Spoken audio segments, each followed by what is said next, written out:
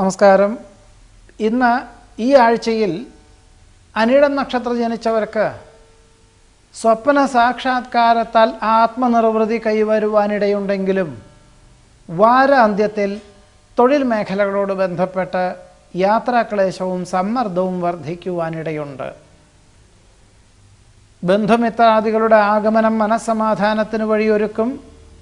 മക്കളുടെ പലവിധ ആവശ്യങ്ങൾക്കായിട്ട് വിശേഷപ്പെട്ട ദേവാലയ ദർശനം നടത്തുവാനും നേർന്നു കിടപ്പുള്ള വഴിപാടുകൾ ചെയ്തു തീർക്കുവാനും അവസരം ഉണ്ടായിത്തീരും. സാഹചര്യങ്ങൾക്കനുസരിച്ച് സ്വയം പര്യാപ്തത ആർജിക്കുവാനിടയുണ്ട്. സംഘ നേതൃത്വ സ്ഥാനം ഏറ്റെടുക്കുവാനും ഏറ്റെടുത്ത ദൗത്യം കൃത്യതയോടുകൂടി നിർവഹിക്കുവാനും അവസരം ഉണ്ടായിത്തീരും.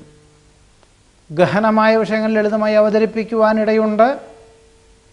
അതുല്യ പ്രതിഭകളെ പരിചയപ്പെടുവാൻ ഇടവരും. സംയുക്ത സംരംഭങ്ങളിൽ നിന്നും പിന്മാറി സ്വന്തമായ വ്യാപാര വ്യവസായ മേഖലകളിൽ തുടങ്ങുന്നതിനെപ്പറ്റി പുനരാലോചിക്കും. പരമാവധി പ്രയോജനം ലഭിക്കത്തക്ക വിധത്തിൽ പ്രവർത്തിക്കാൻ അവസരമുണ്ടാകുമെങ്കിലും സാമ്പത്തികമായ നേട്ടം കുറയുവാനാണ് സാധ്യത കാണുന്നത്. സാഹചര്യങ്ങൾക്കനുസരിച്ച് സ്വയം പര്യാപ്തത ആർജിക്കുന്നത് വഴി അബദ്ധങ്ങളെ അതിജീവിക്കുവാൻ വഴിയൊരുക്കും.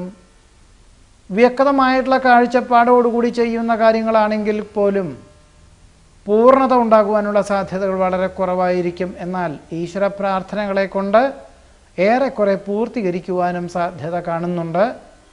അനിഴം നക്ഷത്രം ജനിച്ചവരുടെ ഈ ആഴ്ചയിലെ ഫലങ്ങളാണ് പറഞ്ഞത്. നമസ്കാരം.